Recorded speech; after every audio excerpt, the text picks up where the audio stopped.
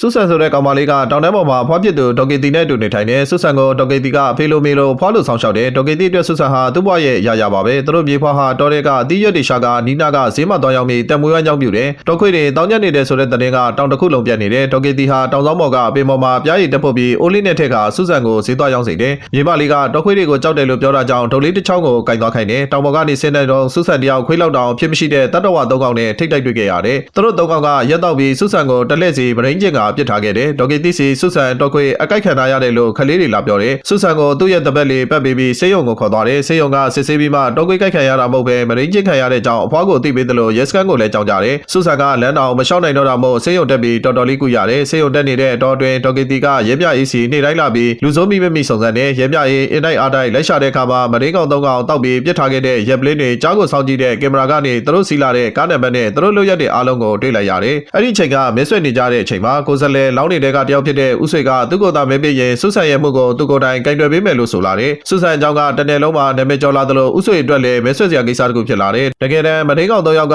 ဦးဆွေသားမျိုးဆွေနဲ့သူ့ပေါ်တာနှစ်ကောင်ပါဒါကိုသိသွားတဲ့ရဲပြကြီးကသူ့လက်ထက်ကတက်သေးတွေကြောင်းပြောပြီးအမှုပိတ်စိတ်ချင်းရင်၃ကတိပေးရမယ်လို့ဆိုတယ်ကိုဆွေရဲ့ရှင်တွေကလည်းဒီနေ့မှာကိုဆွေအနိုင်ရလူနီးပါးဖြစ်နေတာကြောင့်၃ကတိပေးတယ်နောက်နေ့ဒေါ်ကီတီတို့အိမ်ကိုရဲပြကြီးရောက်လာပြီးယူပီ9000ပေးပြီးအမှုပိတ်ဖို့ဆိုတယ်ဖွားကြီးကပိတ်မပေးတော့ဆုဆန်ကိုလည်းပင်းညစ်ပြီးအကြက်ကင်ပါတော့တယ်ဒေါ်ကီတီလည်းရဲပြကြီးလက်ကိုချုပ်ပစ်လိုက်တယ်ဒေါ်ကီတီနဲ့ရဲပြကြီးဟာတယောက်တစ်ပြန်တိုက်ခိုက်နေကြတယ်ရဲပြကြီးကကောင်းပေါင်းပြီးထွက်ပြေးဖို့လို့ဒေါ်ကီတီကကားရှိကနေတစ်တုံးနဲ့ပြတ်ပေါက်တယ်ရဲပြကြီးလည်းခေါင်းခွဲပြီးကားပေါ်မှာပဲသတိလစ်သွားခဲ့ပါတယ်ဒေါ်ကီတီကဆုဆန်ကိုကုန်းပို့ပြီးတောင်ပေါ်ကနေထွက်ပြေးပါတော့တယ်ခရီးဝေးကြီးကိုသွားပြီးတဲ့နောက်ဘတ်စကားတစ်စီးကိုတားစီတယ်အဲ့ဒီချိန်မှာပဲရဲပြကြီးအကြောင်းကိုကြားပြီးတောင်ပေါ်ကိုရဲတွေရောလူနာတင်ကားတွေပါရောက်လာတယ်ရဲပြကြီးကိုဆေးရုံတင်လိုက်ပြီးဖွားကြီးကိုလိုက်ဖမ်းကြတယ်ဒေါ်ကီတီရဲ့ပုံကိုရဲတိုင်းရဲ့ဖုန်းထဲကိုပို့ပေးပြီးလိုက်ရှာစေတယ်တနေ့လုံးမှာလည်းဆုဆန်အတွက်တရားမျှတမှုလိုချင်လို့ဆန္ဒပြနေကြတဲ့လူတွေရဲ့ဒေါ်ကီတီကိုတိတ်တဆိတ်နေရာနဲ့လိုက်ရှာနေကြတဲ့ရဲတွေရဲ့ရှုပ်ရှက်ခတ်နေတယ်ဒေါ်ကီတီတို့စီးလိုက်လာတဲ့ဘတ်စကားမှာစီးတဲ့လူတွေများတဲ့များလာပြီးလူတိုင်းလိုလိုကသူတို့အကြောင်းပဲပြောလာကြတယ်ကားထဲမှာလူလက်ပန်းရွယ်ကိုသူဆိုတဲ့မျိုးသားတယောက်လည်းပါလာတယ်သူကကလေးမလေးကိုတတိထားမိပေမဲ့ကလေးမလေးကတော့သူ့ကိုကြောက်လို့အဖွားရဲ့ဘေးမှာကွယ်နေတယ်နောက်ပိုင်းကားပေါ်မှာပြောကြတဲ့ဒေါ်ကီတီတို့အကြောင်းတွေ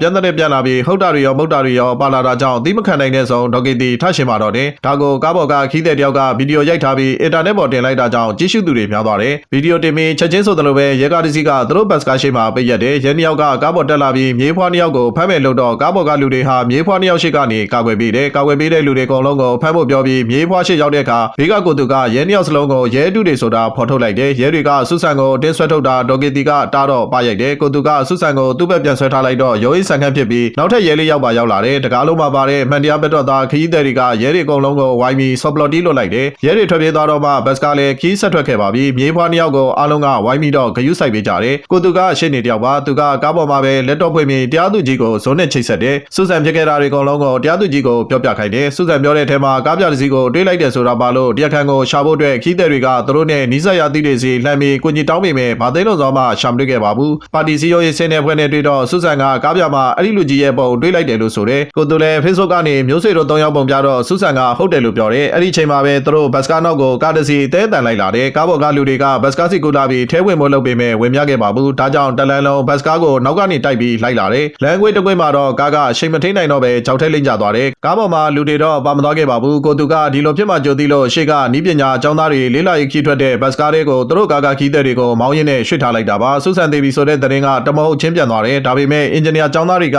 ကသူတို့ကယ်ထားတဲ့ပုံကိုအင်တာနက်မှာတင်လိုက်တော့ဥဆွေကြီးကျယ်စိတ်ညစ်သွားပေမဲ့ချိန်မရှိတော့ပါဘူးတရားရုံးကမျိုးဆွေနဲ့ပေါင်းပါတွေကိုဆင့်ခေါ်တယ်ကိုသူနဲ့ဆုဆန်တို့မြေးဖွားလဲရောက်လာပြီးတရားလိုနီယာကနေမှုရင်ဆိုင်ကြတယ်ဥဆွေကတက်သေးအတုတွေတင်သွင်းပေမဲ့နောက်ဆုံးမျိုးဆွေတို့၃ယောက်ကထောင်ဒဏ်တက်ကြုံကြခံလိုက်ရပါတယ်တရားရုံးရှိမှစောင့်နေတဲ့လူအုပ်ကြီးလဲဆုဆန်အတွက်တရားမျှတမှုရသွားပြီဖြစ်လို့ပျော်သွားကြပါတော့တယ်လူချင်းမင်းတို့လည်းခုလိုမျိုးရုပ်မှနိုင်ချင်းတဲ့ကောင်တွေကိုဘယ်တော့မှခွင့်မလွတ်ကြပါနဲ့စုံထိကြည့်ပေးတဲ့အတွက်ကျေးဇူးတင်ပါတယ်